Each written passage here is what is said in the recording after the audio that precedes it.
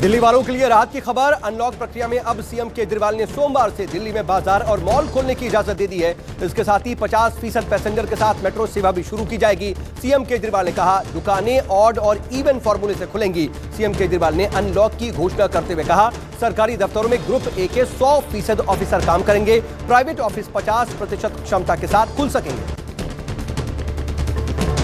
दिल्ली में आज से बिना राशन कार्ड वालों को मुफ्त राशन मिलना शुरू हो गया। लॉकडाउन के दौरान लोगों की आर्थिक स्थिति को देखते हुए दिल्ली सरकार ने मुफ्त राशन की व्यवस्था की।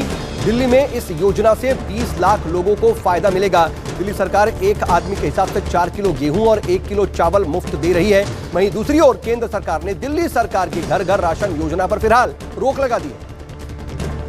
महाराष्ट्र में सोमवार से अनलॉक प्रक्रिया शुरू होगी। महाराष्ट्र सरकार ने अनलॉक गाइडलाइन जारी कर दी है। पॉजिटिविटी रेट के मुताबिक महाराष्ट्र के अलग अलग जिलों में छूट दी जाएगी। 5% पॉजिटिविटी रेट वाले इलाकों में दुकानें, mall, cinema hall, restaurant, local ट्रेनें सब खुल जाएंगी।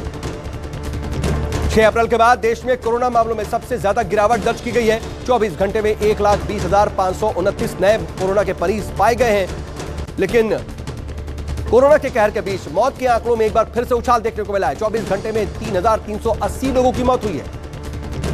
कोरोना को लेकर के नीति आयोग ने बड़ा बयान दिया है। नीति आयोग के मुताबिक देश में कोरोना की तीसरी लहर आनी तय है। नीति आयोग के सदस्य वी.के. सारस्वत ने बड़ा बयान देते हुए कहा, सितंबर अक्टूबर में तीसरी लहर आ सकती है, इसीलिए ज्यादा से ज्यादा लोग वैक्सीन लगवा लें। तमिलनाडु में एक हफ्ते के लिए लॉकडाउन और ज्यादा बढ़ा दिया गया है, लेकिन इस बार सरकार ने रिटेल, सब्जी और मीट की दुकानों को सुबह 6 बजे से शाम 5 बजे के बीच खोलने की इजाजत दे दी है। सरकारी ऑफिस 30% कर्मचारियों के साथ काम कर सकेंगे। हालांकि ये छूट उन जिलों में लागू नहीं है जहां कोरोना के ज्यादा मरीज मिल रहे हैं।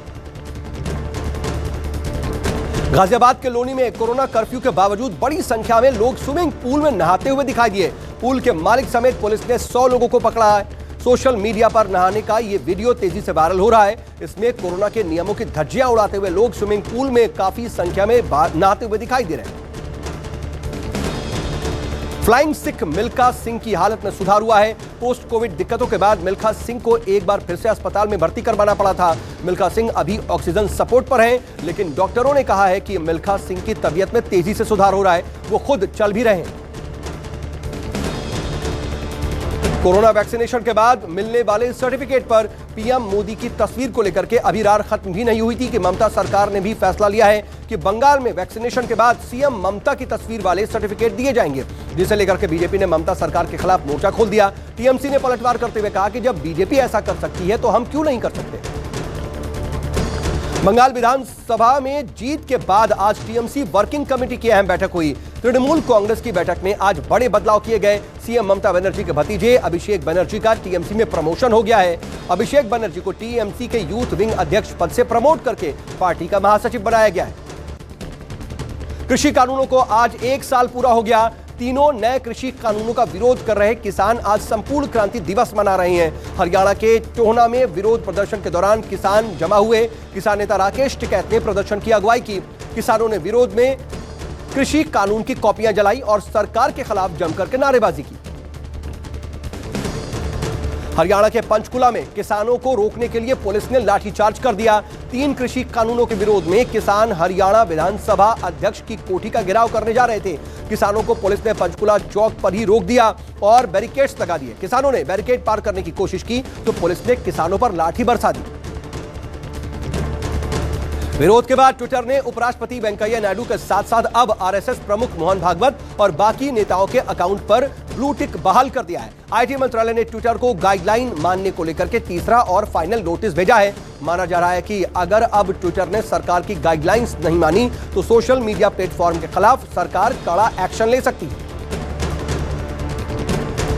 प्रधानमंत्री मोदी ने आज विश्व पर्यावरण दिवस पर आयोजित कार्यक्रम में हिस्सा लिया। कार्यक्रम का विषय बेहतर पर्यावरण के लिए जैव ईंधन को बढ़ावा देना था। इस दौरान पीएम ने E100 पायलट प्रोजेक्ट भी लॉन्च किया। पीएम मोदी ने कहा, क्लाइमेट चेंज की वजह से जो चुनौतियां सामने आ रही हैं, भारत उनके प्रति जागरूक है। क्लाइमेट चेंज इंडेक्स में भारत टॉप 10 में है। भारत ने विश्व में अपनी अलग पहचान बनाई है। विश्व पर्यावरण दिवस के मौके पर मध्य प्रदेश के मुख्यमंत्री शिवराज सिंह चौहान ने बड़ी घोषणा की।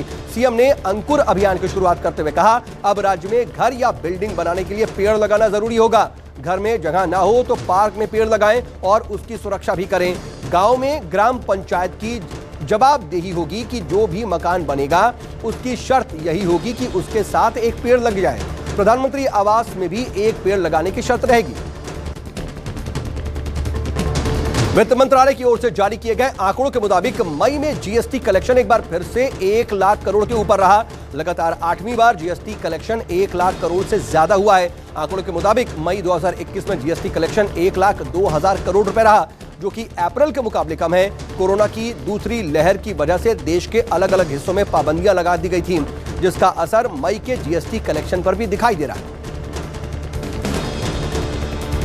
गुजरात के खेड़ा में भारी बारिश ने मुश्किलें बढ़ा दी हैं। जल भराव की वजह से एम्बुलेंस पुल के नीचे फंस गई। ड्राइवर करीब घंटे भर तक पानी में खड़ा हुआ मदद का इंतजार करता रहा। कड़ी मशक्कत के बाद रेस्क्यू कर अंडरपास में फंसे लोगों को सुरक्षित बाहर निकाल लिया गया।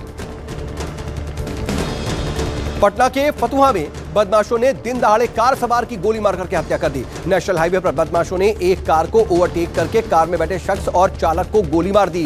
गोली लगते ही कार में बैठे शख्स की मौके पर ही मौत हो गई। वहीं कार चालक गंभीर रूप से जख्मी हो गया। पुलिस इस पूरे मामले की जांच कर रही है।